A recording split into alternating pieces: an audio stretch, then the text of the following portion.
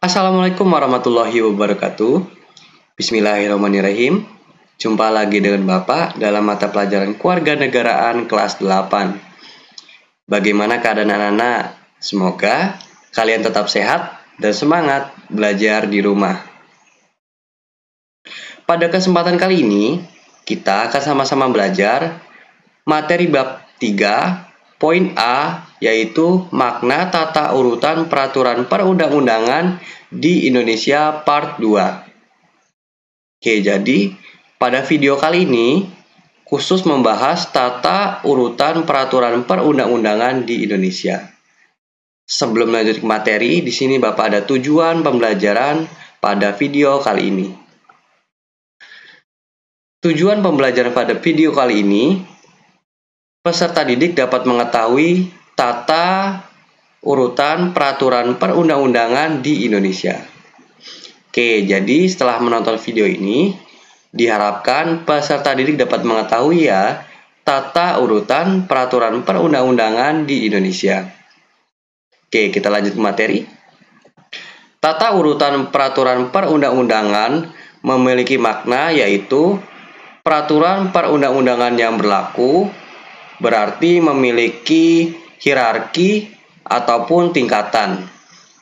Peraturan yang satu memiliki kedudukan yang lebih tinggi dari peraturan yang lainnya. Berikut prinsip-prinsip atau asas umum yang berlaku di dalam hukum. Poin A, dasar peraturan perundang-undangan selalu peraturan perundang-undangan. B, hanya peraturan perundang-undangan tertentu yang dijadikan landasan yuridis.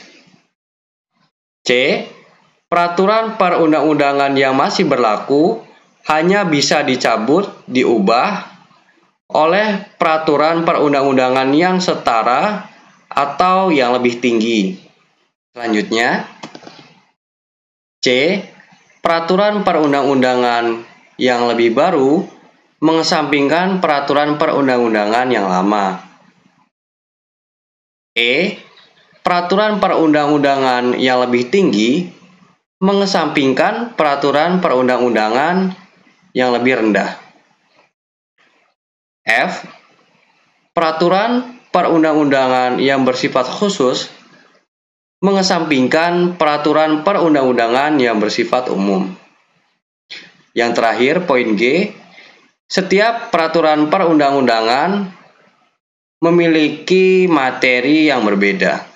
Selanjutnya, hierarki peraturan perundang-undangan di Indonesia menurut pasal 7 Undang-Undang Nomor 12 Tahun 2011. Yang pertama ada Undang-Undang 1945. Yang kedua ada TAP MPR. Yang ketiga ada UU atau Perpu. Yang keempat ada peraturan pemerintah. Yang kelima ada Kepres. Yang keenam ada Perda Provinsi. Dan yang terakhir ada Perda Kabupaten atau Kota. Dan itulah hierarki atau tingkatan peraturan perundang-undangan di Indonesia berdasarkan pasal 7 Undang-Undang Nomor 12 Tahun 2011. Selanjutnya, asas-asas dalam pembentukan peraturan perundang-undangan di Indonesia, yang mana sesuai dengan pasal 5 Undang-Undang Nomor 12 Tahun 2011.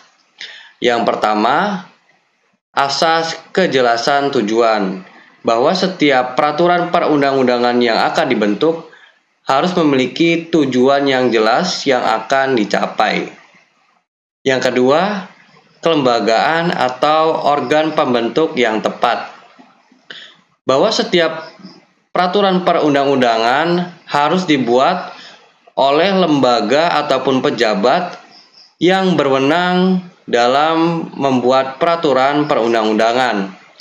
Peraturan perundang-undangan dapat dikatakan gagal ataupun dapat dikatakan dibatalkan ketika peraturan tersebut dibuat oleh lembaga ataupun pejabat yang tidak berwenang dalam membuat peraturan tersebut. Yang ketiga, kesesuaian antara jenis, hierarki, dan materi muatan. Bahwa setiap pembentukan peraturan perundang-undangan, pembuat harus benar-benar memperhatikan materi yang sesuai dengan jenis dan hierarki peraturan perundang-undangan di Indonesia. Selanjutnya yang keempat, dapat digunakan. Bahwa setiap pembentukan peraturan perundang-undangan harus memperhitungkan efektivitas peraturan perundang-undangan tersebut di dalam masyarakat. Yang kelima, kedayagunaan dan kehasilgunaan adalah setiap peraturan perundang-undangan yang dibuat karena memang benar-benar dibutuhkan dan bermanfaat bagi kehidupan bermasyarakat, berbangsa, dan bernegara. Yang keenam, kejelasan rumusan. Bahwa setiap peraturan perundang-undangan harus memenuhi persyaratan penyusunan perundang-undangan, sistematika, dan menggunakan bahasa yang jelas dan mudah dimengerti agar dalam pelaksanaannya tidak menimbulkan interpretasi yang berbeda-beda. Dan yang terakhir, keterbukaan. Bahwa setiap pembentukan peraturan perundang-undangan, baik itu dimulai dari perencanaan, penyusunan, pembahasan, dan penetapan, harus bersifat transparan dan juga terbuka, agar terbuka kesempatan seluas-luasnya bagi masyarakat untuk memberikan kritik dan masukan terhadap peraturan perundang-undangan tersebut.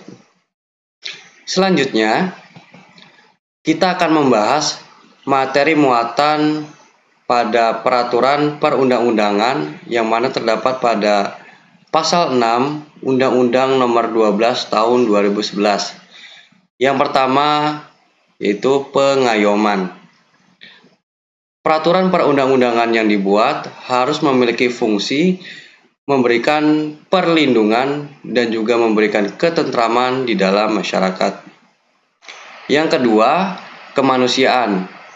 Memiliki pengertian yaitu peraturan perundang-undangan harus mencerminkan perlindungan dan penghormatan terhadap hak asasi manusia serta harkat dan martabat warga negara secara proporsional. Yang ketiga, kebangsaan.